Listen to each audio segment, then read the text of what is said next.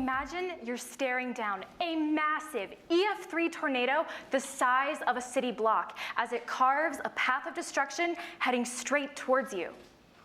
But what if the ground was on fire and that tornado was a rotating vortex of fire and smoke with winds strong enough to wrap a steel gas pipe around an oak tree? Well, you don't have to imagine. They're called fire tornadoes, an extreme fire weather phenomenon as rare as a unicorn. Now, if you walked outside those doors and you saw a unicorn just standing there, you'd probably think to yourself, what did that Starbucks barista put in my drink this morning? And if you saw another one, maybe you'd wonder, where are all these unicorns coming from? Well, in the last 3 years, there have been 6 confirmed fire tornadoes. It's an alarming trend, but sadly no surprise. Climate change is causing our wildfires to burn hotter and more intense than ever before, resulting in more extreme cases of fire behavior.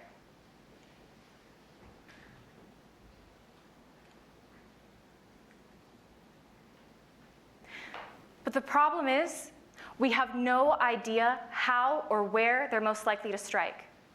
So the solution is we need to observe a fire tornado up close and personal. And that's exactly what I did on August 16th, 2021 at the Dixie Fire.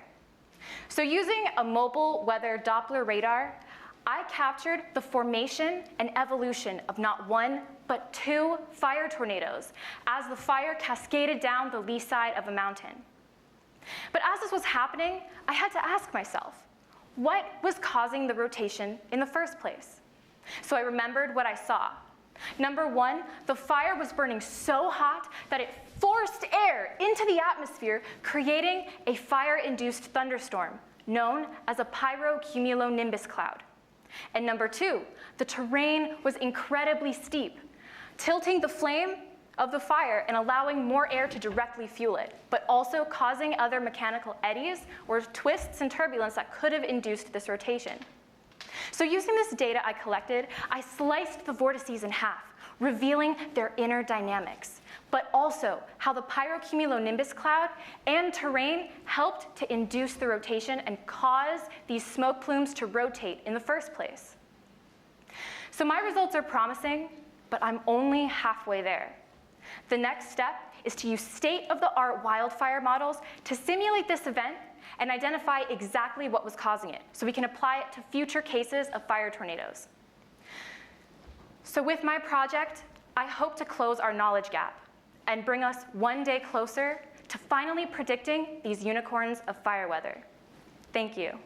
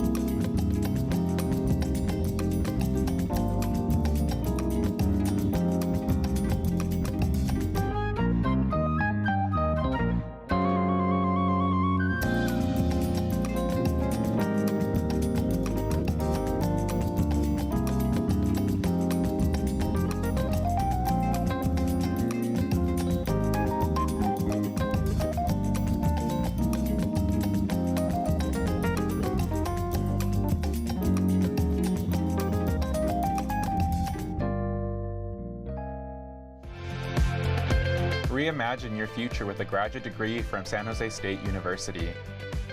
Located in the San Francisco Bay Area and ranked #1 most transformative university by Money Magazine, San Jose State offers more than 100 high-impact advanced degree programs.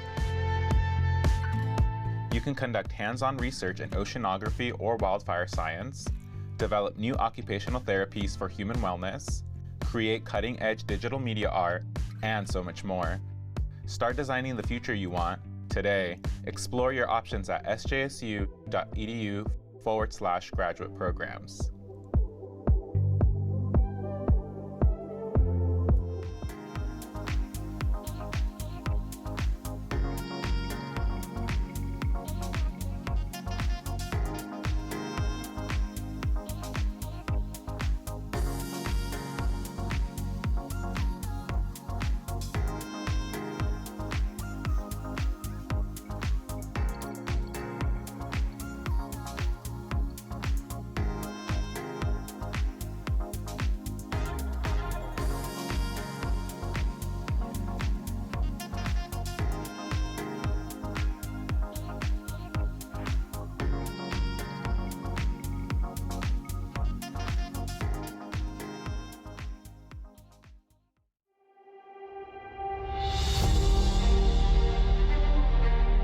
This competition gave me those tools such as how to present yourself, how your body movements make the audience think about your words. A lot of grad students don't have this opportunity, and so this is a great privilege. This experience was actually one of the most eye-opening experiences I've had at San Jose State because it allowed me to just understanding the breadth of work that's happening at SJSU. It's just opened my mind.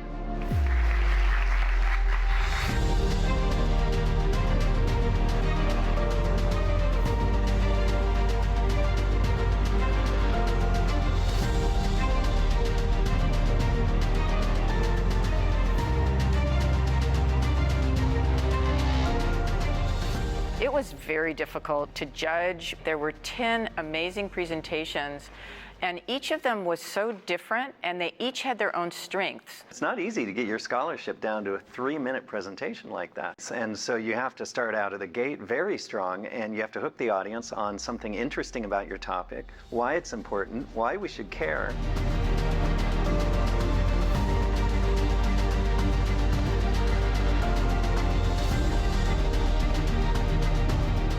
It's not enough to have your ideas hidden in a research paper in a library somewhere. You have to get it out into the public so that people understand the value of the research that's going on. So we're developing activities like the Grad Slam as a way of helping students achieve that skill set. Having this opportunity is going to help me so much when I eventually have to defend my thesis. I would love it for our industry neighbors to participate in Grad Slam in a variety of ways. Perhaps they could serve as sponsors, perhaps they could send people to serve as judges. We would love them to attend. This is a great way for them to see some of the talent that's emanating from San Jose State University. That moment of hearing your name get called, it's wonderful. All of the hard labor that I put into this come to fruition.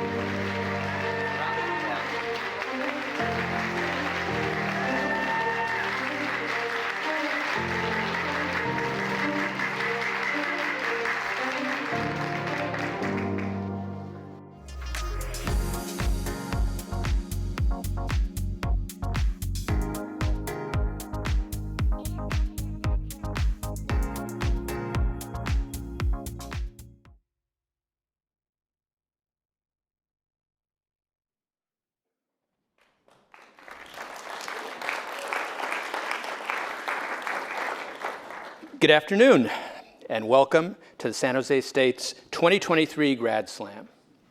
My name is Mark Delarco, and I am the Dean of the College of Graduate Studies at San Jose State.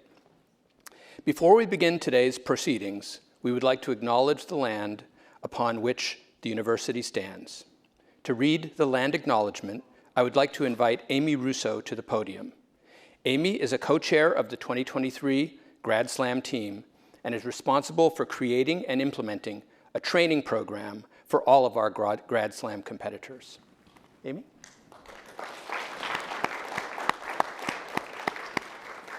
We would like to begin today's event that while we gather here at San Jose State University, we are also gathered on the ethno-historic tribal territory of the Thamian Ohlone, who are the direct ancestors of the Muwekma Ohlone tribe and who were missionized into Mission Santa Clara, San Jose, and Dolores. The lands on which San Jose State is established was and continues to be of significance to the Muwekma Ohlone tribe. We also recognize that the ancestors of the Muwekma Ohlone constructed and maintained the 3 Bay Area missions.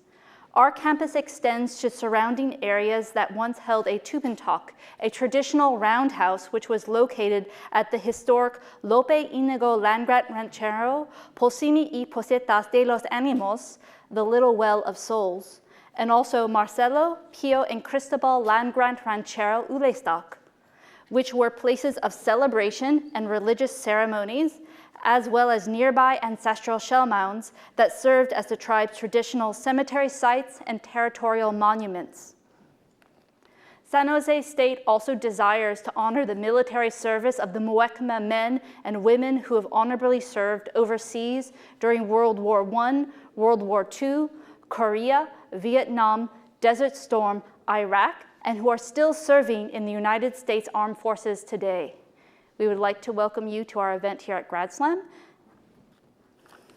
And we'll pass the mic back to Mark.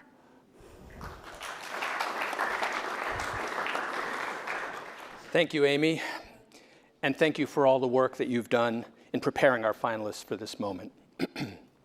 Today, the top 10 finalists in our GradSlam competition will compete for prizes and for bragging rights.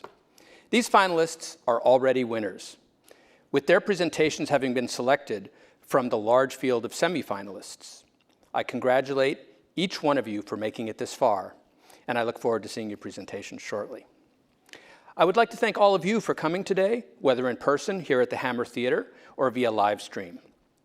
I especially want to thank our graduate students who are turning out or tuning in to support their fellow graduate students, as well as the members of the community that are here to sample the outstanding work being done by SJSU graduate students. I'm especially gratified to see so many of our dedicated staff, faculty, and university leaders here. Thank you all for coming to see the work of our graduate students. We also have 4 distinguished judges who will have the hard job of choosing our GradSlam winners. I would like to invite them to come up to the podium so that I may introduce them. Please come up.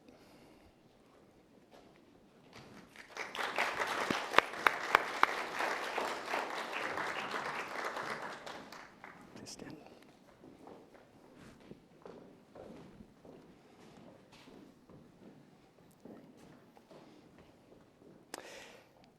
Kate Forrest is a current student at SJSU studying for her master's degree in meteorology and climate science. She was our first place winner at last year's GradSlam competition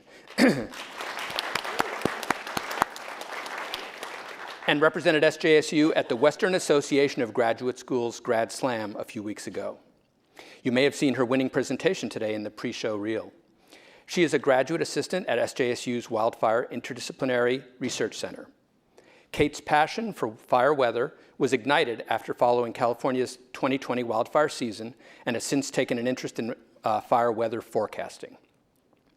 In exciting news, she has just accepted a meteorologist position at the National Weather Service in Sacramento upon graduating this spring.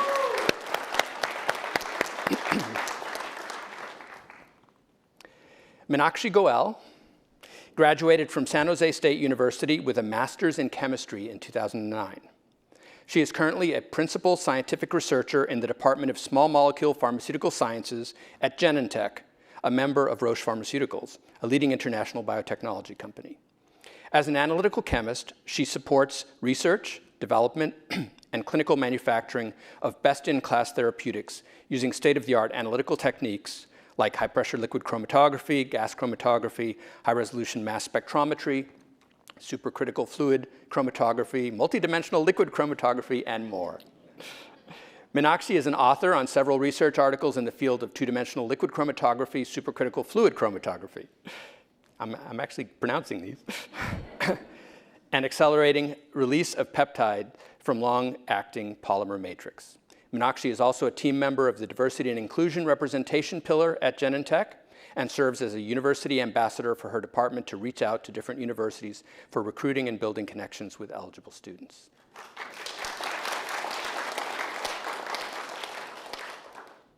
Dr. Stefan Fraser is a professor and chair of the Department of Linguistics and Language Development at SJSU. An 18-year veteran of the university, he has promoted student success and celebration whenever possible, especially in his role as chair of the SJSU Academic Senate from 2017 to 2019. He is a longtime educator of English as a second language and a trainer of ESL teachers. Above all, he is interested in how people display their individuality and creativity, whether via language or through the arts, sciences, or education.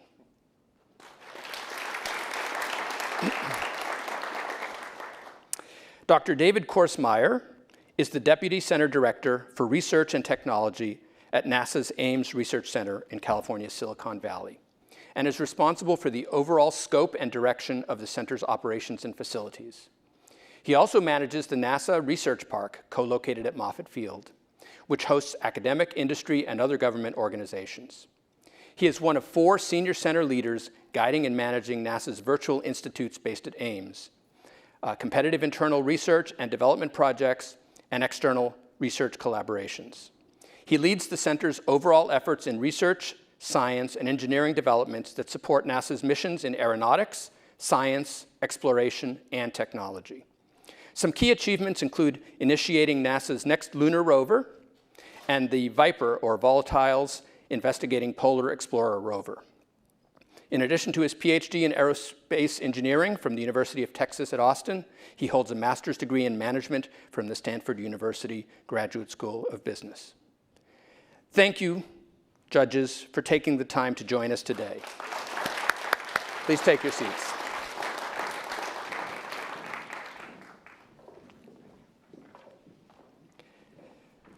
For those of you who are not familiar with the San Jose State Grad Slam, it is a fast-paced and exciting event where students condense their research or creative activity into a mere 3-minute presentation with one slide to support their presentation. It is a great professional development exercise for our graduate students who, as I mentioned earlier, receive specialized training in how to present their work in a way that is understandable to a general audience and how to engage the audience. Since 2019, we have invited our first place winners to return the following year to act as a judge, as Kate is doing. This year, I am pleased to announce that our audience choice selection from 2021, Holt Hanley, will be acting as our MC for today's proceedings. Holt graduated from San Jose State in 2022 with a master's degree in meteorology and climate science. He presently works as a broadcast meteorologist at KSBW Action News 8 on the Central Coast and produces educational, weather, and wildfire content on both YouTube and Twitter. Holt, thank you for joining us today.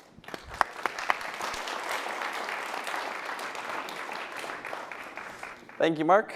And I just want to start out by saying how happy I am to be here. It's pretty awesome event. I was just telling this Mark earlier, but some of the skills that you learn, and you guys all learned the last few weeks preparing for this, basically where you just take a massive amount of ideas and research and then condense them, make them more concise, take an idea that you have, share it with somebody else. It's an incredibly important skill, and I swear I'd use what I learned with the Grad Slam in 2021 every single day at my job. So yeah, happy to participate in this event. But a few notes before we start. There's 2 little ground rules for the audience. First one is what I'd call like the movie theater rule. You want to silence your cell phones, then not have any flash photography. So you may want to take a moment just to check your phone. Certainly don't want to have your ringer go off during one of their great speeches. And then second one is we have a live stream going on for this event. And we have the chat enabled for the live stream.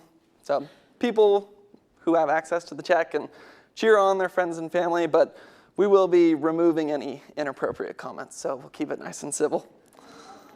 And kind of 6 different steps for how this event's going to move forward. So I'm going to call one of the students onto the stage, and then they'll kind of give the nod that they're ready, and then there'll be a countdown clock that starts. Once it goes to 0, you guys will begin your presentation, and then you'll have 3 minutes and 5 seconds to present your research. And then after that, there will be a 1-point deduction for every 10 seconds you go over. So if you go over 30 seconds, that'd be a 3-point deduction, something like that. And then the judges will be scoring you. While they're scoring you, I'll just ask you a couple questions, get to know your research a little bit better, maybe get to know all of you a little bit better. And then that isn't part of the criteria, so no worries about your answers whatsoever. And then once all that is done, then Dean DeLarco will come back on the stage and talk about the audience choice winner and how all that works. So it's a good part of the event where everyone here, I believe on the live stream as well, will be able to vote for their winner as well. And then kind of just the main thing that the judges are looking for, and something to keep in mind throughout this event, that it has to do with 2 things. It's the research, but then also the communication. So the idea is you want to be able to take some of these very complex subjects, as you'll see in some of the titles. I had to look up some words, to be honest. And present that to an audience in a way that is jargon-free. And I think it just reminds me of my favorite communication quote. It's, if you truly understand something, you can present it in simple terms. So that's one of the main things that we'll be looking for today. But without further ado, I think it's time to get started. And the students' names were randomized, and Hong Vi Vu won the honor of presenting first. So let's give a round of applause. Nice. So Hong Vi Vu is obtaining a Master's of Science in Biological Science with a concentration in physiology. Her presentation is titled Assessing the Effects of a Molecule on Chemotherapy-Induced Peripheral Neuropathy. So give the nod when you're ready.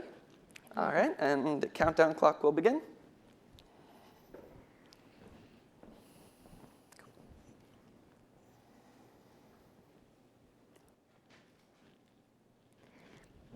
You know that feeling when you've been sitting in one position for too long, and when you try and stand up, your foot has gone numb or it starts to tingle uncomfortably?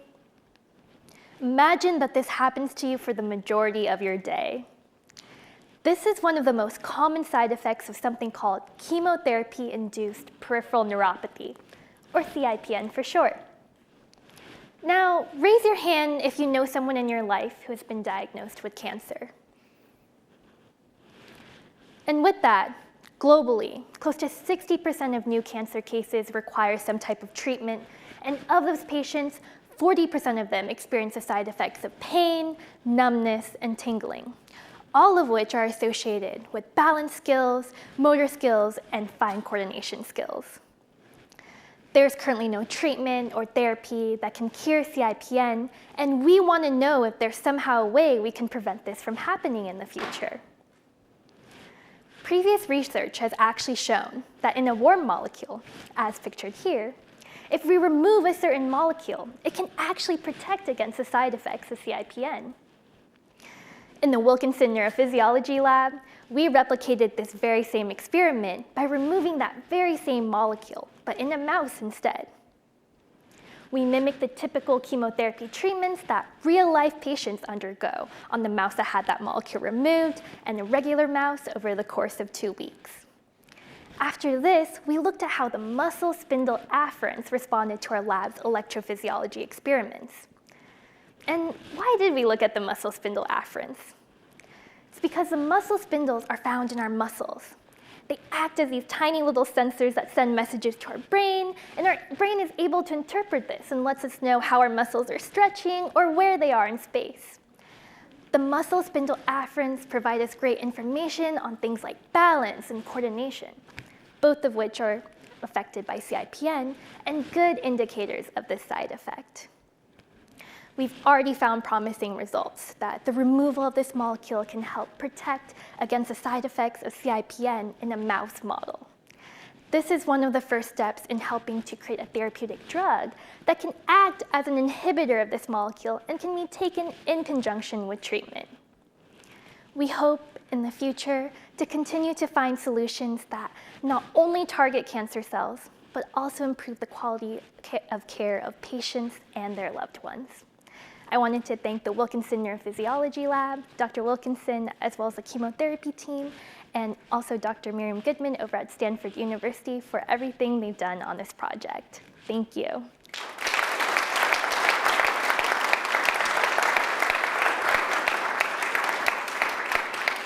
Nice, that was a terrific job. Yeah, just first thoughts. Like chemotherapy, obviously, there's lots of challenges that come with that. So just amazing that you're trying to figure out how to lessen the load a little bit by reducing the side effects. Curious as to how you got into this field. Yeah, definitely. I was always interested in physiology, and when I had the opportunity to talk to Dr. Wilkinson about her neurophysiology lab, I definitely knew that was something I would want to be a part of. And also in my personal life, my own mother was diagnosed with cancer and also went through chemotherapy and experienced some of the things that I was talking about in my speech. So a project that definitely hits close to home for me personally. Nice. Yeah, it's always inspiring when someone can take a personal problem and then use that as motivation to help other people. And then, is this a field you hope to go into in the future? So for cancer research, it's not what I'm doing presently in the future, but I am going into the field of biotechnology and working in the biotech industry after I graduate. Nice, that's very exciting. Everyone give her one more round of applause. Thank you.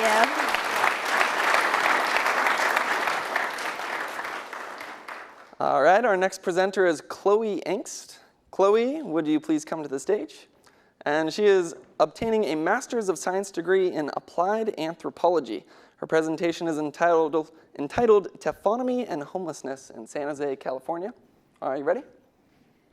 All right, yes. Countdown clock begins.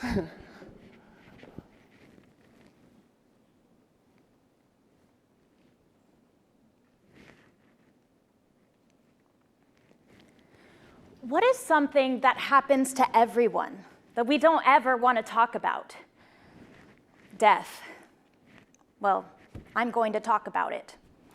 My research is about taphonomy, the study of the processes our bodies go through after we die. And taphonomy is a useful forensic tool that can help to point death investigators in the right direction when obvious information surrounding a death is lacking. So, how does one actually study this? Decomposition research facilities, also known as body farms, provide semi-controlled settings for study using human donors. Researchers examine post-mortem decay by simulating macabre death scenarios, such as burying underground, submerging underwater, and even placing in the trunks of cars. But here's the catch. You can't just apply taphonomic data from one region to another. It's not that simple because every environment has different climatic and ecological features which act upon a cadaver in different ways. So I created my own body farm using pig carcasses, a common proxy for human remains. The unique urban setting of San Jose inspired me to look at the death experiences of the city's considerable number of unhoused individuals who reside on the streets. Frequently overlooked and stigmatized, these people experiencing homelessness endure constant exposure to the elements, lack of access to health care, and the likelihood of violence, making premature death not uncommon. 1,113 homeless individuals have died on the streets of Santa Clara County in the last 5 years to this day. For my experiment, I deployed 4 pig carcasses in outdoor death scenarios, in open air, in a sleeping bag, inside an open tent, and inside a closed tent. For 102 days, I recorded all post-mortem changes and collected insects that colonized on the carcasses. These data gave me what I needed to create a model that determines an estimated time since death interval when someone is found dead on the street. My research demonstrates that conditions of homelessness must play some role in the interpretation of urban death events. It is imperative that we look at taphonomy in more contexts and environments than we currently do. And as much as we don't want to talk about it, we will all die one day, but we won't all die the same. Thank you.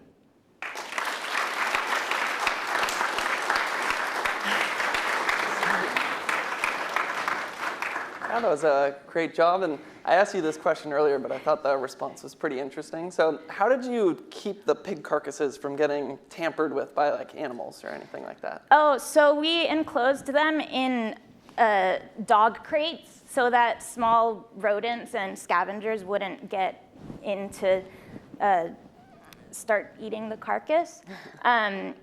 So that protected the pigs from that, but we did have events of human tampering, which actually, I mean, it was really frustrating at first because I was upset that it had affected the reliability, but it kept happening.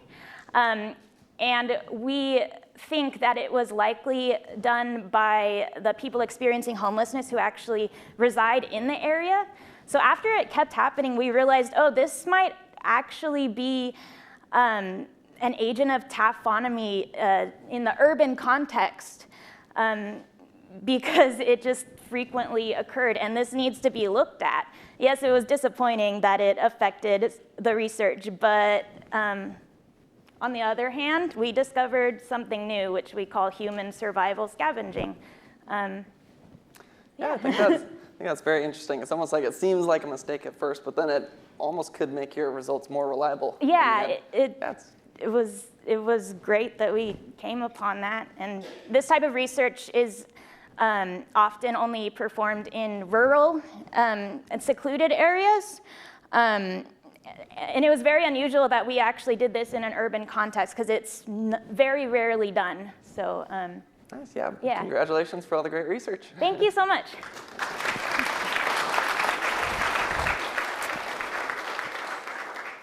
All right, our next presenter is Peace Liu. Would you please come to the stage? And Peace Liu is obtaining a Master's of Science degree in Speech-Language Pathology. Her presentation is entitled, Let's Rethink Bilingual Stuttering. Are you ready? Yes, I am. All right.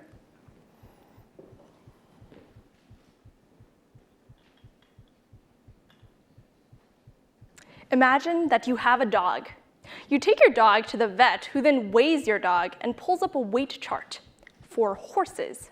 The vet says, according to my weight chart for horses, your dog is severely underweight.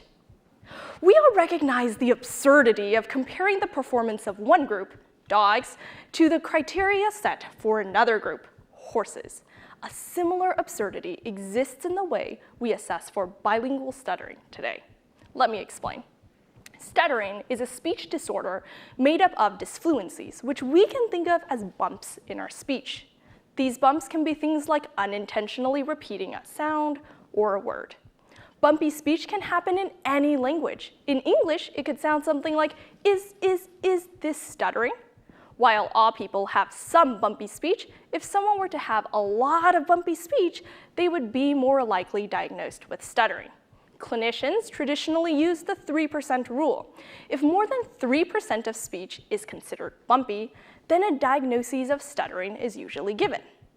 However, this rule was created from data taken from monolingual children who only speak one language. Does this rule then hold up for bilingual children? That's what my research focused on. I looked at existing data and found that bilingual children have different patterns of bumpy speech that do not conform to the 3% rule found in monolinguals. If we were to use the 3% rule to assess for stuttering in bilingual children, we could end up giving incorrect diagnoses. We could send a child to therapy for a disorder that they don't even have. This would result in a needlessly devastating experience. What do we then do with all of this information? For clinicians, this research advises pushing away from the 3% rule when assessing bilingual children. Instead, clinicians can take advantage of other resources, like questionnaires. For parents of young children who are bilingual, remember, bilingualism is wonderful, and your child may have more or less bumpy speech compared to their monolingual friends. And that's okay. For all of us, remember, just as it is absurd to compare dogs to horses, so it is absurd to assess bilingual children with criteria set for monolingual children. Thank you.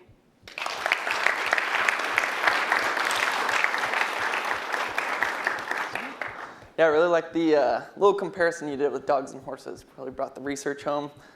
Did you learn any other interesting little communication techniques throughout the process of preparing for this? As far as communication as itself, or communicating my yeah, topic just communicating to your speech, maybe something you learned from Amy. I think this experience taught me how to take something very clinical, very research focused, and translate it to something that is accessible for the general audience. And as someone who's going into healthcare and future clinician, it's really important for me to take something that is very, that's full of jargon and translate it into something that's accessible. So I really appreciated this opportunity. Oh yeah, and one of the best ways to do it is analogy, and you did it flawlessly, so great job. Thank you.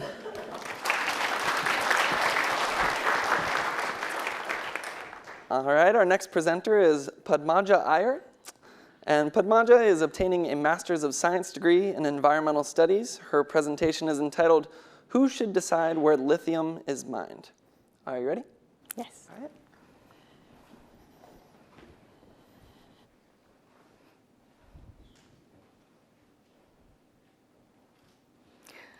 Raise your hand if you are completely dependent on your cell phone or your laptop.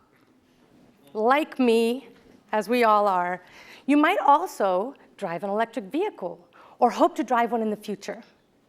These technologies use specific batteries that need a very specific element called lithium, and the United States has plenty of it. In fact, US governments and car manufacturers are investing millions of dollars into mining for lithium on US soil. But who should decide where to mine? Is it the car manufacturers, the US government, or the mining companies? What about the people who actually live near the mines? Well, there are public participation and consultation processes in place to give them an opportunity to be part of the decision-making process. So I wanted to find out how people were experiencing this decision-making process. So I interviewed farmers, ranchers, and native tribal governments who live closest to one of the prospective, possibly biggest lithium mine in the nation at Thacker Pass, Nevada. And what I found is that at the degree of participation fell right in the center of Arnstein's ladder that you can see on the slide from 1969 under tokenism. The mining company and the US government simply informed people of a decision that had already been made. And in the name of consultation, they listened to people's concerns, but with no degree of power. And they placated or they bribed people by giving them money for school upgrades and road improvements. So my research really shows that in order to make an effort to move up the ladder from tokenism to citizen control, local communities actually created their own organization called the Thacker Pass Concerned Citizens. And the nearest tribe, called the Fort McDermott Paiute Shoshone, created their first consultation policy since the reservation was created in 1936. And other communities and local tribal governments can use these strategies if they find themselves near one of the hundreds of lithium mine sites that are coming up, and fight to gain a seat at the table. Thank you.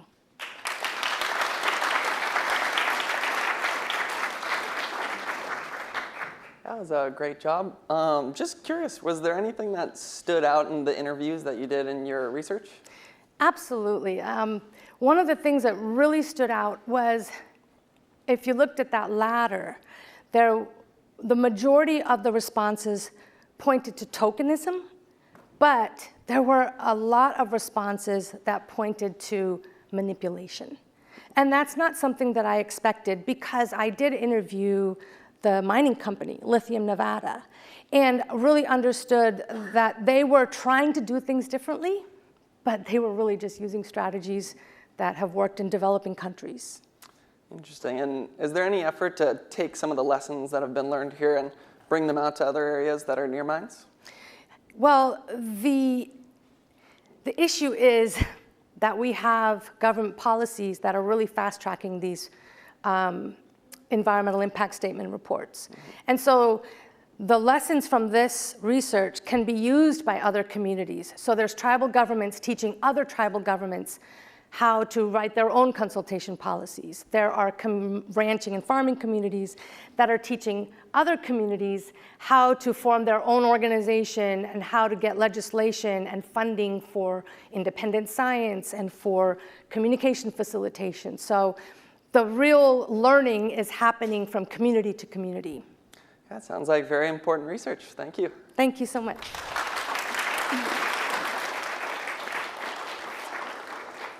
All right, our next presenter is Amanbir Kanduja. And Amanbir Kanduja is obtaining a Master's of Science degree in Artificial Intelligence. His presentation is entitled, "The Future is Red." Are you ready? Yes. Cool.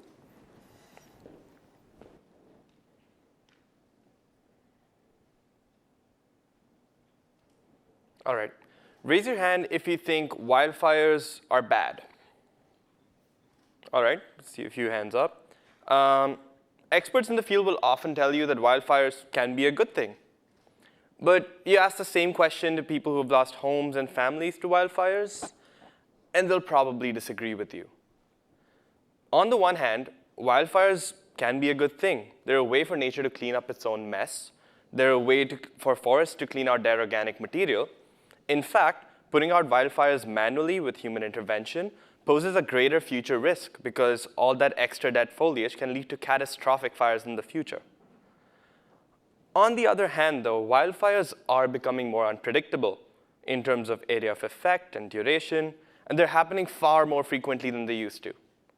The bottom line is, wildfires need to be carefully monitored, if not controlled, to prevent the loss of life and property due to them. My research sets out to do exactly that by forecasting the growth of wildfires using many variables in the process.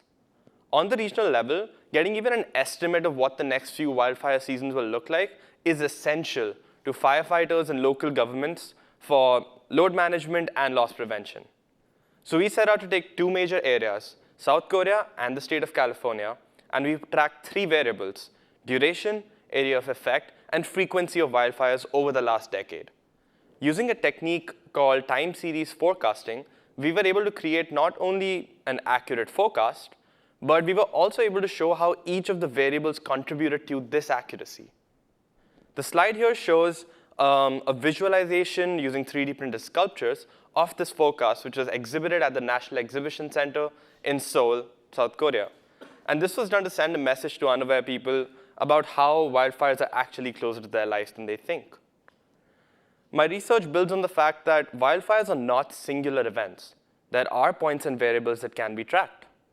This research can be magnified to include features like population, air quality, weather changes, wind patterns. And this research is not just useful to firefighters and local authorities. It's useful to other researchers to build on this and create more accurate forecasts. It's important for residents in wildfire-prone areas to know what to expect come the next wildfire season. Wildfires are natural cleansers, but with a little bit of forecasting and knowledge, we can make sure that they don't become natural disasters. Thank you.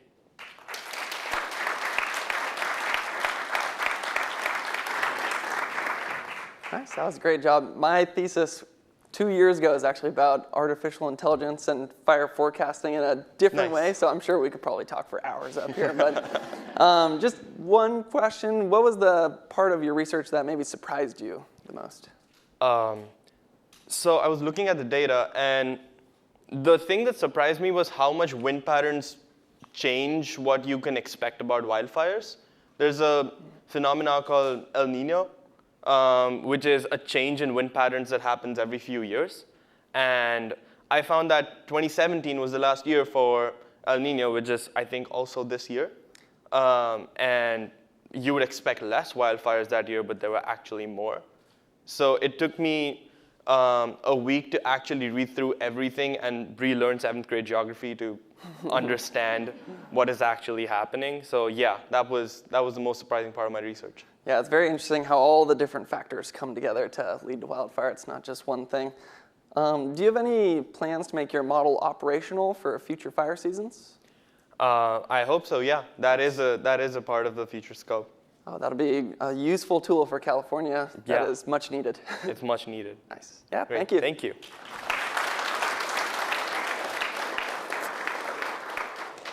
Our next presenter is David Poirier.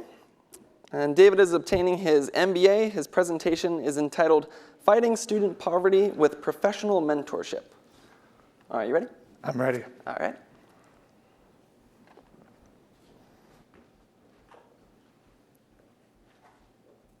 What if I told you that the person sitting next to you is living in poverty? Well, if you're a student at San Jose State University, that might just be the case. SJSU has one of the highest student poverty rates in all of California. However, through creating a professional mentorship program, I led the SJSU MBA candidates to uplift various students out of poverty.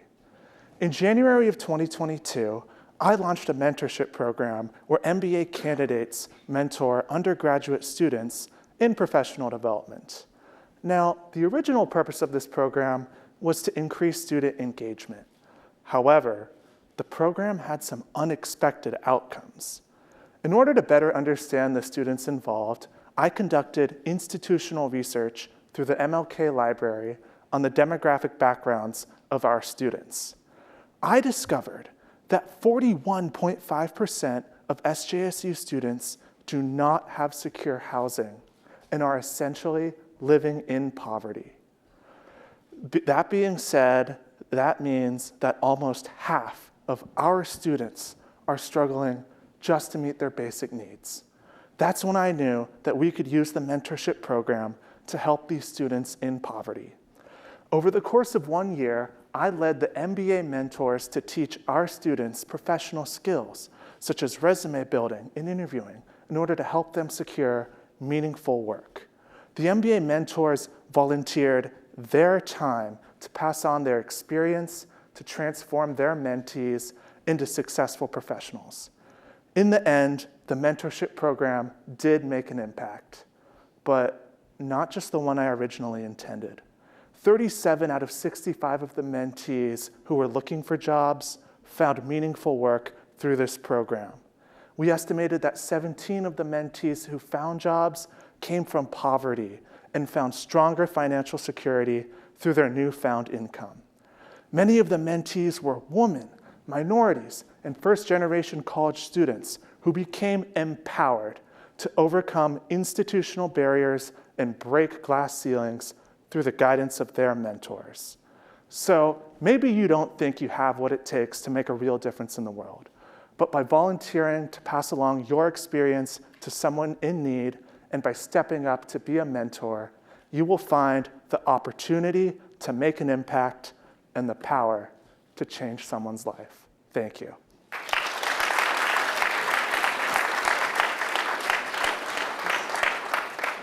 Yeah, mentorship is definitely a crucial component of success in life. Have you had any mentors throughout your journey that maybe sparked your interest in this field or helped you along the way? Well, I've had plenty of mentors, but one mentor who really stands out is Dr. Gretchen Lester, who was a guide to me throughout this whole process in my experience in grad school, and none of this would have been possible without her. Nice. Any key lessons that she's passed on to you? One thing she's passed on is that the smallest detail can make the biggest impact. Even if it's just a small detail about chemotherapy or about forest fires, learning that detail can lead you to learning something big. Nice, that's very interesting. Thank you. Thank you. All right, our next presenter is Jaden Rollins. And Jaden is obtaining a Master's of Science degree in Biological Science with a concentration in physiology. Her presentation is entitled The RHD Locus, a Safe Solution for Gene Editing. All right, you ready? Yes. All right. Thank you.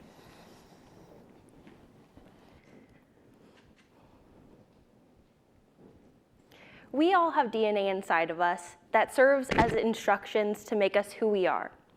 Think of this DNA as a document. And imagine one sentence in this document is missing a key word. That sentence would be unreadable. To fix this sentence, we would need to find a way to insert that missing word. In the Johnson lab, this is exactly what we're aiming to do with DNA. There are over 10,000 different diseases in which a single functional gene is missing. Due to this unreadable sequence, the body doesn't function as it should. If we were to insert a healthy version of this gene into an individual's DNA, they could be cured. But unlike a document, we cannot just insert a gene anywhere in the DNA. We need a safe location, a location that, if edited, would not result in any adverse consequences. Toward this aim, I'm evaluating a specific DNA location that could be safe for gene insertion. This location determines if you have a positive or negative blood type, and is called the RHD locus. For someone with a blood type A negative, for example, the gene at this location is already not functional. Yet, individuals with a non-functional RHD gene are completely normal. Because we know that this DNA location can be disrupted without causing any problems, we hypothesize that the RHD locus can be a safe place for gene editing. To insert a gene into DNA, though, we first need to make a cut in the DNA. To do this, we are using the CRISPR-Cas9 technology. CRISPR-Cas9 includes 3 parts: Cas9, which is a molecular scissor that cuts DNA, a guide RNA that guides Cas9 to a specific location, and a repair template that repairs the break in the DNA with the gene that we are inserting.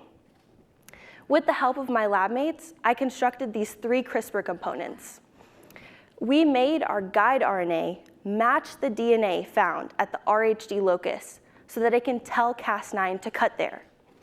Our repair template contains a gene called GFP that glows green so that we can visually prove when it is successfully inserted. I then added these 3 CRISPR components to human blood cells and confirmed that the GFP gene was not only inserted at the correct location, but also functional, as observed by this green glow. My next step is to repeat this process, but instead insert the gene that is responsible for the bleeding disorder hemophilia A. If successful, this innovative technique of using the RHD locus as a safe place for editing our genetic document can be applied to curing several diseases. Thank you.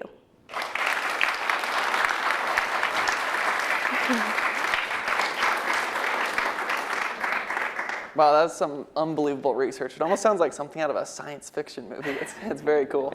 But just interested, is there anything throughout your research process that has surprised you?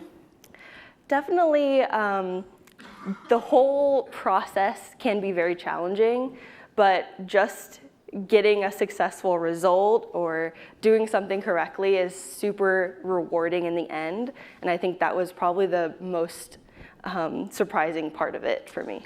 Nice. And then is there any plans to take some of the research you have and kind of apply it into the field and actually start curing some diseases? Yeah, so it would be really cool. With our next step, we're going to insert that gene for hemophilia A. And if that's successful, we could swap out that gene for a different gene, such as factor 9 for hemophilia B, or for other monogenic disorders that involve one gene that's missing. Nice, that's very exciting. Yeah. Thank you. Thank you so much.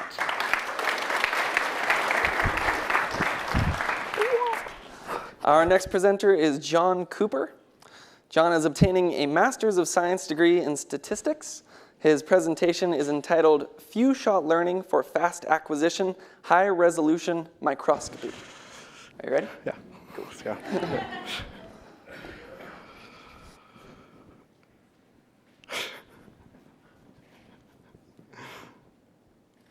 Okay, I just want you to imagine you're playing the most horrible game with somebody.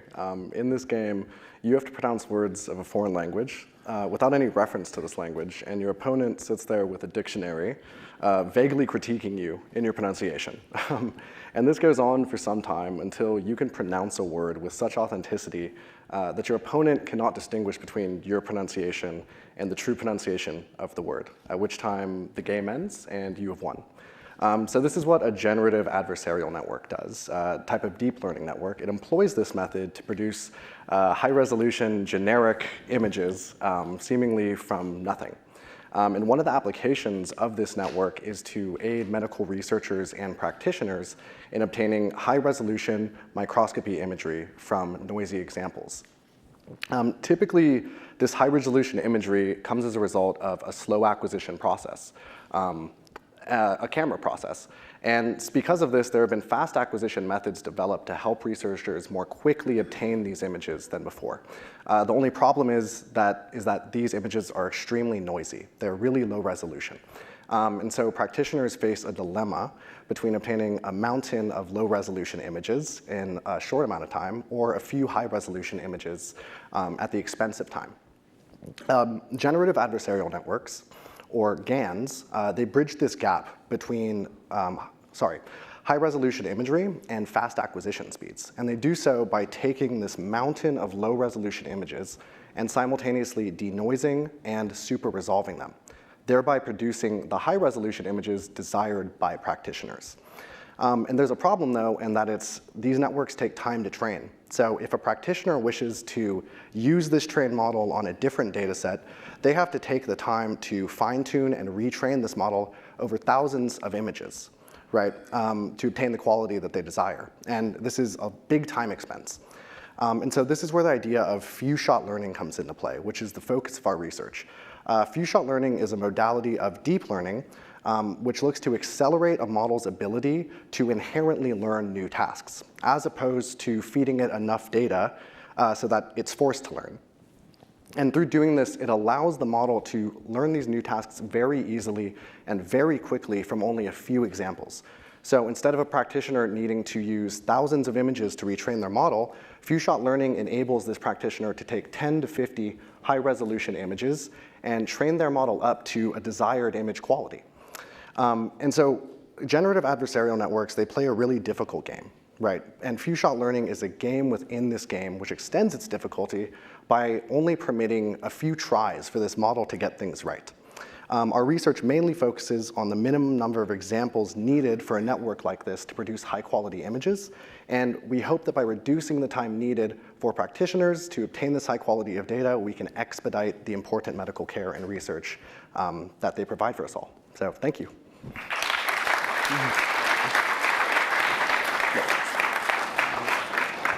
Nice job, and I love the image that you had. Was that produced using the technique that you were talking about? No, that's just DALL-E. So I just typed in a Renaissance painting of a robot painting a Renaissance painting. I don't know, it just came to me, you know? Yeah, everybody's been talking about DALL-E and ChatGPT recently. Yeah. Curious, are you in the camp that thinks AI will be a benefit or possibly a danger? I'm trying to make it a benefit. I feel like we use AI for efficiency, and that efficiency ends up making us work 3, 4, 5 times as hard, right? And the problem is like we should be using AI to retire people, you know? Get that job to be done by a robot, you get your money, you run away to Hawaii, and that's really that's not what's happening right now, right? So I'm trying to make it more so that we can all retire, right? That's the goal, instead of making us hyper efficient. Yeah, I think we're all on board with that. Yeah. Nice. Yeah, thank you very much. Thank you, appreciate it. Thank you, guys. Our next presenter is Ashley Joseph. Ashley is obtaining a Master's of Science degree in Computer Engineering. Her presentation is entitled Li-Fi, the Future of Wireless Communication. Are you ready? Yeah. Cool.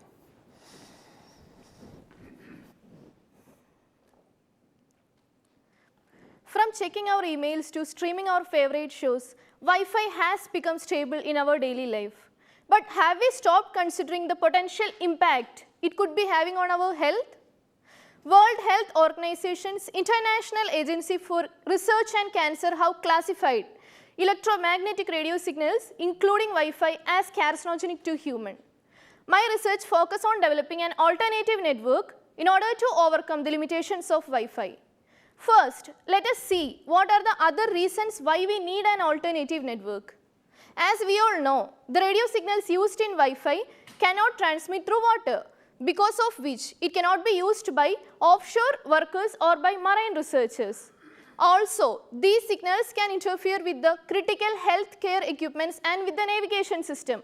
Because of this, Wi-Fi is restricted in operation theaters, high-risk health centers, and in aviation industry.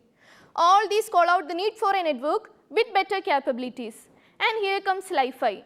Li-Fi stands for Light Fidelity. It can also be said as light-based Wi-Fi. As you can see in the slide, it uses visible light instead of radio signals to transmit the data. Transceiver-fitted LEDs are used to illuminate the room as well as to transmit and receive data. Here, data transmission happens through illumination, where the intensity of light is varied much faster than human eye can detect.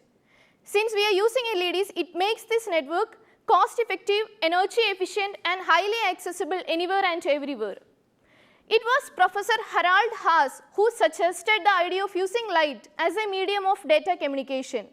As a part of my research, I analyzed the possibilities and capabilities of Li-Fi both in indoor and in outdoor environment.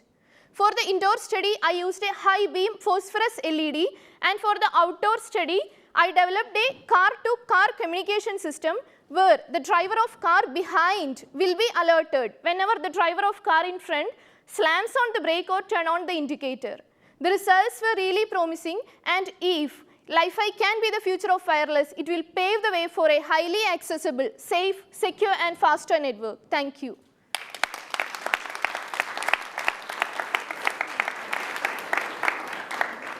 Great job. I'm just curious as to how you got interested in this field. So it was like in 2016, I was just going through Facebook and I just saw something called Li-Fi, something my friend had shared. And I felt interested, and it was really curious to know what data, light can transmit data. So this is a research which I have been working on from years, it's in my mind. But these graduate studies at San Jose State gave me an opportunity to work on it more and more. Yeah. Nice, that's very interesting. And then, do you think this will replace Wi-Fi? And if so, how long do you think that transition would take? Yeah, it can definitely replace Wi-Fi. So as I said, there are two perspectives to it, indoor and outdoor. So most of the data utilization happens indoor, like when we are at home working, or when we are if you are in office, when you are working from office, or you are watching movies, streaming. So these indoor communications can totally be replaced with Li-Fi because light is everywhere. The entire world is now connected with light. And if for some outdoor specific environment where we need a high quality of network, we can use a heterogeneous network with Li-Fi and Wi-Fi. Where I am still working on, I am planning to write a research paper on that. Nice, that's very exciting. I look forward to seeing how it's applied. Yeah, thank you. Thank you.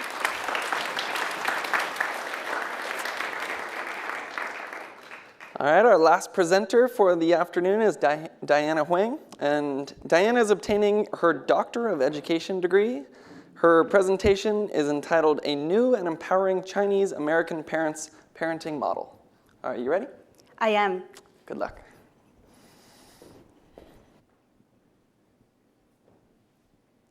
Take a look at this New Yorker cover. What do you see? This award-winning illustration depicting a worried mother and her fearful child has sparked the public discussion on the safety and well-being of Chinese American children. Racial discrimination against Chinese American adolescents has long existed before the pandemic. Research indicates Chinese American adolescents experience physical and verbal harassment at school. Racial repression is linked to social functioning problems and mental health issues. The question now is, how can parents, such as the mom on the New Yorker cover, teach the children to develop resistance and resilience in the face of intergenerational experiences of racial discrimination? My research addresses that. we developed and tested this new parenting model that is culturally informed. The foundation of this model is parent-child interaction style, including parental warmth, monitoring of the children, and providing reasons when giving guidance. The two pillars are families' acculturation choices. One side is the host culture, and the other side is the heritage culture. How much a family embraces and celebrates both cultures matters to the well-being of the children. The top of the model is anti-racism parenting. That is what parents believe and know about racism and how they act to fight against it. My research found statistically significant correlations between the parenting practices measured by this model and children's well-being outcomes, including psychological well-being, emotional intelligence, and lifelong learning skills. Now that we know what works, parents, such as the mother on the New Yorker cover, can be empowered to protect the well-being of their children. This model can also be adapted and applied to other minority communities. Parents and future parents, I invite you to reflect on your parenting skills to ensure your children are well prepared to the challenges of today's multicultural society. Thank you.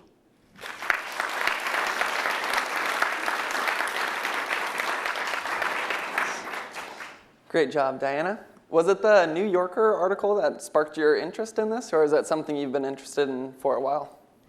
I have always been very passionate about the welfare of Chinese American community, particularly the adolescents in this community, because the challenges they face is just enormous. They are at the intersection of being adolescents, which make them vulnerable to self-doubt and identity crisis, and they are also a minority group which subject them to the racial discrimination that happens in our society. But they have even greater problems because these two combined, the intersectionality, will cause them to have multiple conflicts. For example, they have intrinsic needs to feel good and be proud of themselves, but then they have to fight the society's projection of inferiority. Children need to admire and love their parents, but the society keep on criticizing and ridicule their family values, language, or even way of life. It is these challenges make their life enormously difficult. Very interesting. And do you have any advice to any parents or future parents out there? I invite you to check out my parenting model and try to put it in practices. Nice. Love it. Very good job. Thank you very much. Thank you.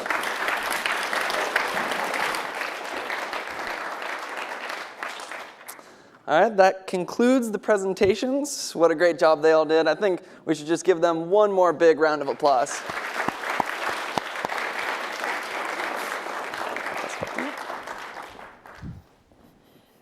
Wow, that was fantastic. Thank you so much, students. That was great. Now that the students have presented, the judges will be walking with me to the back of the room to deliberate. In the meantime, if you haven't already done so, please enter your scores into the computer, and then we'll go into the back and determine the winners. But in addition, the audience has an important task too.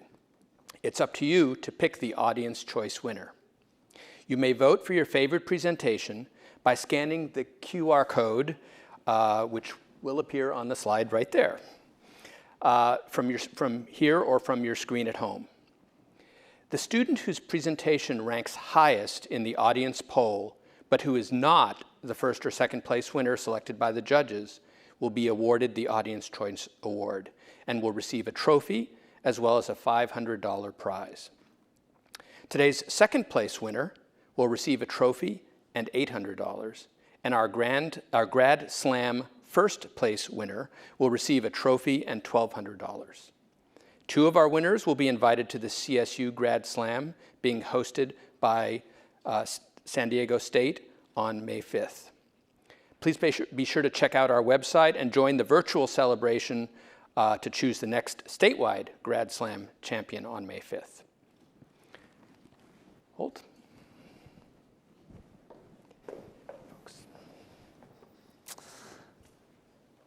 All right, before we announce the winners, we have a little bit of a surprise. And we'd like to welcome the Spartones, SJSU's premier co-ed a cappella group, to the stage. Let's give them a round of applause. All right, the piece they'll be performing is Into You by Ariana Grande. The Spartones perform Into You every year in celebration of the life of this version's arranger, Kevin Rodrigo, a former Spartones member who passed away in 2017. Spartones, take it away.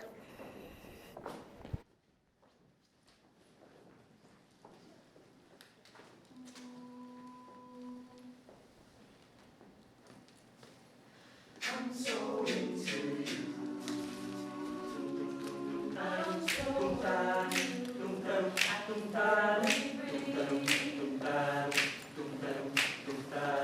And all I want is somebody indeed.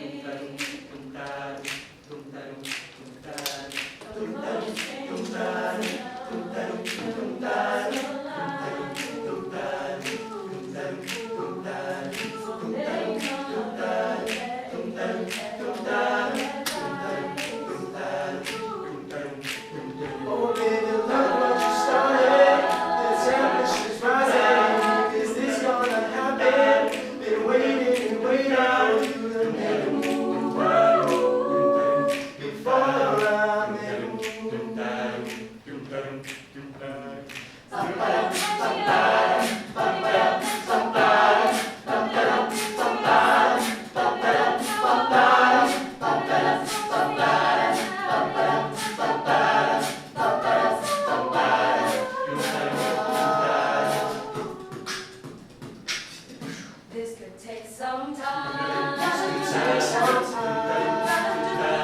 Make too many mistakes.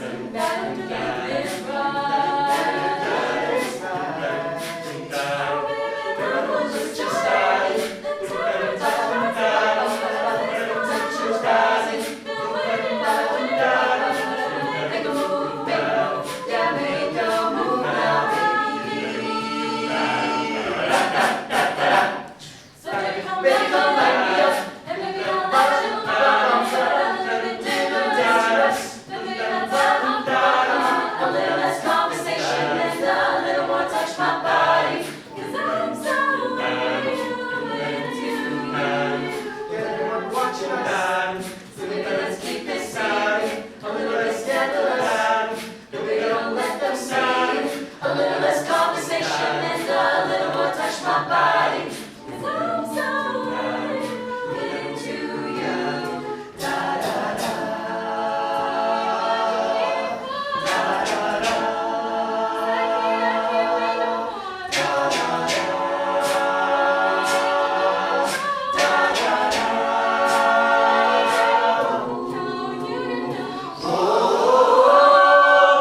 Baby, come light me up. I'll let you on it. Little dangerous. That's how I want it. I'm so into you. So come light me up. Little dangerous. Little less conversation and a little more touch my body.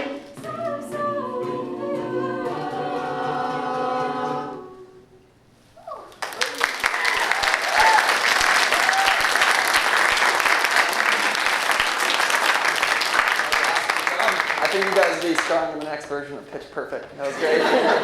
Nice, let's give them another round of applause.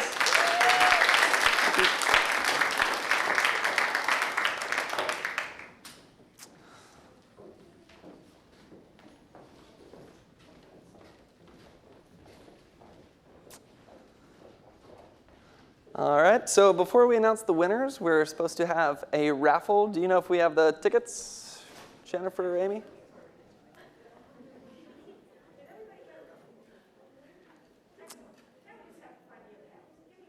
Gotcha, yeah, no rush. I give a nice weather forecast for everybody. Yeah, but now would be a good time if you have your raffle ticket, just take it out of your pocket, and then we'll have 3 winners once the tickets get here.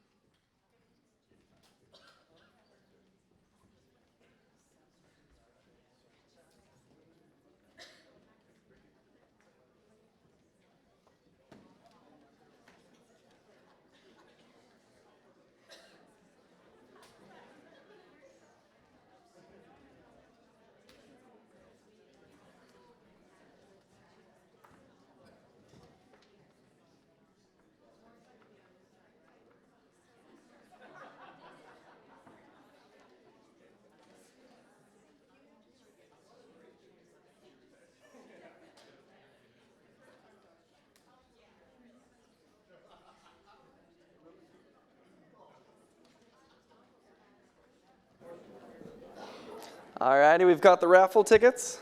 I think it was worth the wait. All right, we're going to have 3 winners, and you have to be present to win. So if you end up winning, just look for Jennifer after the event, and she'll give you your prize. So the first one is 416341. All right, got our first winner there. Congratulations. All right, next one, 416392. All right, got winner number 2. And our final one, 416334. Anybody? All right, got winner number 3 right there. All right, thank you very much. And pass it off to you.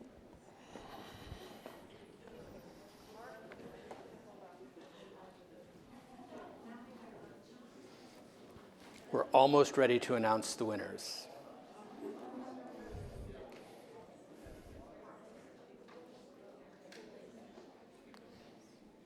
So before we announce the winners, I would like to call the 10 finalists to the stage to receive a certificate of recognition. Please come up as I call your name and stay on the stage for a group picture. Hong Vi Vu.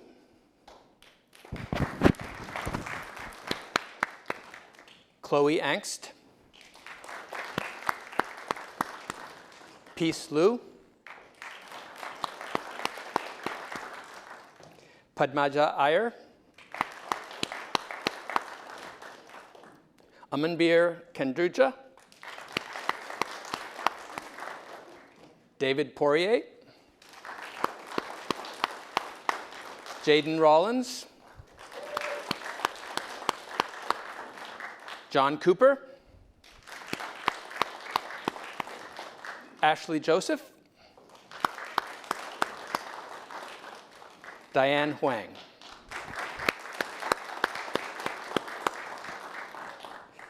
Slide over a little bit. There you go.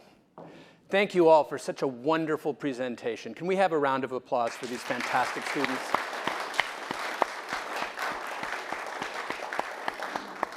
Thank you very much. Please take your seats and we'll announce the winners.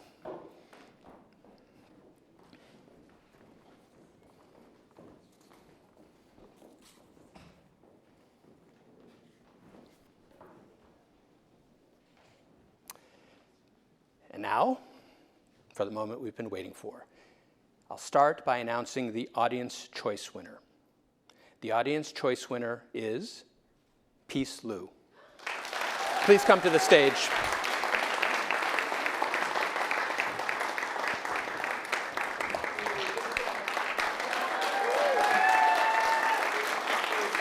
Congratulations, wonderful job.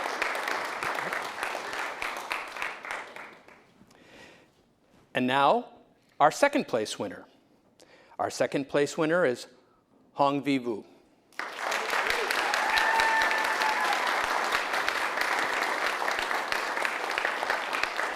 Congratulations.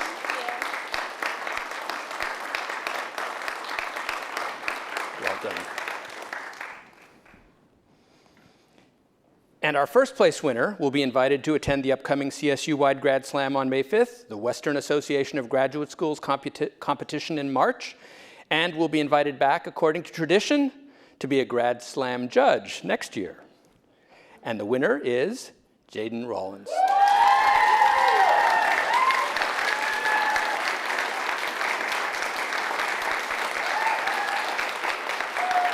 Congratulations, great job.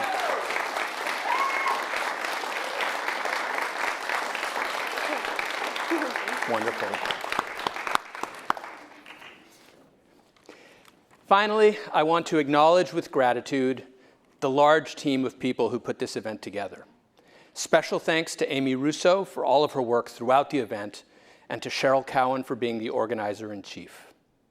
Many thanks also to the teams from CGS, Jennifer, Dominique, Erica, and others, to the Hammer Theater staff, led by Anthony Sutton, and to the many other partners, including Wallace at Wellcom Media, Michael Crawford, and the entire marketing and communications team, and to the music department and Jeffrey Benson for bringing us the musical interlude. There are so many people and departments that make this event possible, starting with the students and their faculty members. Thank you also to Holt for making the trip back and being such an outstanding MC. And thanks to all of the others who worked so hard to make this event a success. So with that, I hope that you will join us for a reception downstairs to meet the students and to meet our judges and to enjoy some refreshments. Thank you all for coming.